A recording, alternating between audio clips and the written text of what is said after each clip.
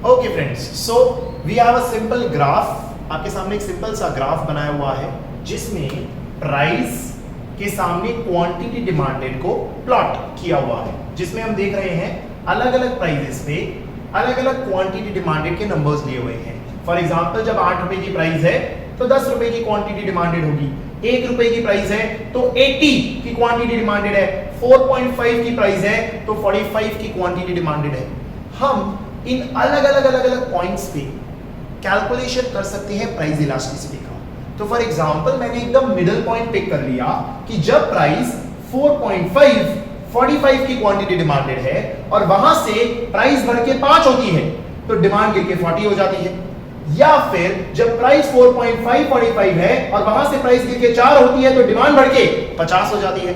हम simply in दोनों ही questions को सॉल्व कर सकते हैं, इलास्टिसिटी निकाल सकते हैं। फॉर एग्जांपल, अगर हम इसे सॉल्व करने जाएं तो हमने सिंपल फॉर्मूला क्या कहा था? Change in Q upon change in P into P0 by Q0। Change in Q क्या है? 40 minus 45 minus 5। Change in P क्या है? 0.50। P0 क्या है? 4.5 एंड Q0 क्या है? 45। जिसे जब हम सॉल्व करेंगे तो हमारा आंसर आएगा -1, जिसमें minus represents downward sloping and हमारी इलास्टिसिटी ऑफ डिमांड इस पॉइंट पे निकल के आ गई 1, यानी centre of the demand curve पे हमारा इलास्टिसिटी ऑफ डिमांड आया 1। या फिर आप इससे सॉल्व कर लो, सेम 4.5 से 45 से आप 450 पे चले गए तो change in Q is +5, 50 minus 45। Change in P is -0.5 into P0 4.5 divide by Q0 45। Solve करेंगे तो अगेन आंसर क्या आएगा? -1। यानी कि इस पॉइंट पे जो हमने कैलकुलेट किया हुआ है उस पे इलास्टिसिटी हमारा 1 आया। ऐसे ही आप अलग अलग पॉइंटर्स ले सकते हो। समझो आप यहां हो, 8 की प्राइस पे हो जहां क्वांटिटी 10 है, और वहां से आप 7 की प्राइस पे चले जाते हो जहां क्वांटिटी 20 है। सो मेरा क्वेश्चन क्या बन जाता है? प्राइस अभी 8 है, क्वांटिटी डिमांडेड कितनी है उसके सामने? 10। प्राइस गिर के हमने 7 कर दी तो क्वांटिटी डिमांडेड बढ़ के हो गई 20। इसे कंप्यूट करते हैं। Change in Q 10, 20 minus 10। Change in P 7 minus 8 -1 into P0 8, Q0 10।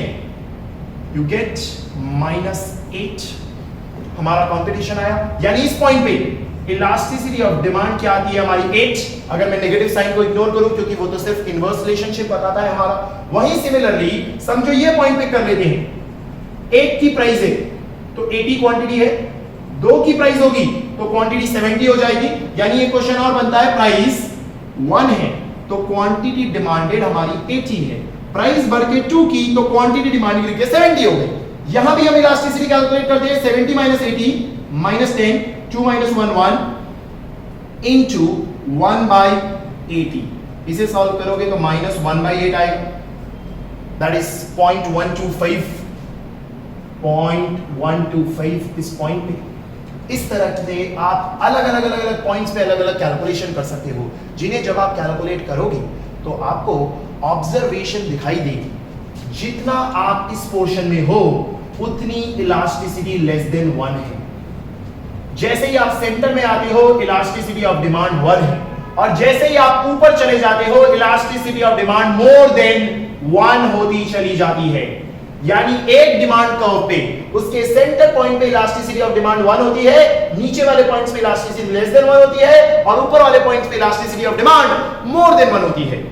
तो इससे कंक्लूजन क्या बनता है? इससे एनालिसिस क्या बनता है?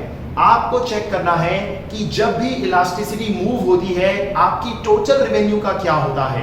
Now what is total revenue? Total revenue is simple price into quantity, कि कितने में बेचा और कितना बेचा, यानी P into Q is your simply total revenue. तो एक प्रोड्यूसर ये देखता है जब उसकी प्रोडक्ट की इलास्टिसिटी 8 है तो उसका प्राइस 8 था और क्वांटिटी 10 थी। 8 इनटू 10 रेवेन्यू 80 होती है। 80 की रेवेन्यू कमाता है वो। लेकिन जब वो 0.125 पे है तब 1 की प्राइस है और 80 की क्वांटिटी है तो 1 इंटू 80 अगेन कितने की रेवेन्यू कमाता है? 80। अगर वो यहां से प्राइस कम करते रहता है या फिर यहां से वो प्राइस बढ़ाते रहता है तो अल्टीमेटली कहां पहुंचेगा? 4.5 45 4.5 into 45 will give you 202.5. ये आपकी टोटल रेवेन्यू होगी जो हाईएस्ट होगी. It will be the highest where your elasticity of demand is equal to 1. This is an important one marker MCQ. At what elasticity is my total revenue highest when the elasticity of demand is equal to 1? यानी कि अगर किसी भी person की elasticity of demand high होती है तो हम हमेशा उसे कहते हैं टोटल रेवेन्यू बढ़ने के लिए क्या करो, प्राइसेस को कम करो. Important conclusion. और वहीं अगर किसी पर्सन की इलास्टिसिटी ऑफ डिमांड लो होती है तो हम उसे कहते हैं टोटल रेवेन्यू बढ़ाने के लिए प्राइसेस को बढ़ाओ. और किस पॉइंट पे आप अपने टोटल रेवेन्यू को मैक्सिमाइज करोगे, जहां आपकी इलास्टिसिटी 1 है. तो हमारे 3 कंक्लूजन्स बन जाते हैं. अगर elasticity is high, price reduce करो. If elasticity is low, price increase करो. And if elasticity is equal to 1, don't do anything because you are at your highest total revenue. तो ये एक छोटा सा कॉन्सेप्ट, ये छोटा सा कंक्लूजन जो हमने क्वेश्चन के मदद से, ग्राफ के मदद से किया, ये आपके लिए बहुत रेलेवेंट रहेगा. इसे आप हर नंबर अपने हिसाब से डाल के भी कैलकुलेट करके चेक करोगे तो भी आपको सेम ही कंक्लूजन मिलेगा. तो आप ध्यान रखेंगे जब भी किसी प्रोडक्ट की इलास्टिसिटी हाई होती है तो प्रोड्यूसर को उसके दाम कम करने चाहिए. जब किसी प्रोडक्ट की इलास्टिसिटी लो होती है तो प्रोड्यूसर को उसके दाम बढ़ाने चाहिए. एंड जब किसी चीज की इलास्टिसिटी 1 होती है तो वो इक्विलिब्रियम होता है, एक तरीके से जीरो मूवमेंट होती है, क्योंकि वहां टोटल रेवेन्यू हाईएस्ट होता है. इस सेशन में हम इतनी ही बातें डिस्कस कर रहे हैं जिसमें हमने कवर किया कि प्राइस इलास्टिसिटी की डिग्रीज क्या है, प्राइस इलास्टिसिटी कौन से फैक्टर से अफेक्ट होता है, एंड प्राइस इलास्टिसिटी अलग अलग पॉइंट्स पे कैलकुलेट करके हमें क्या इंपॉर्टेंट कंक्लूजन मिलता है.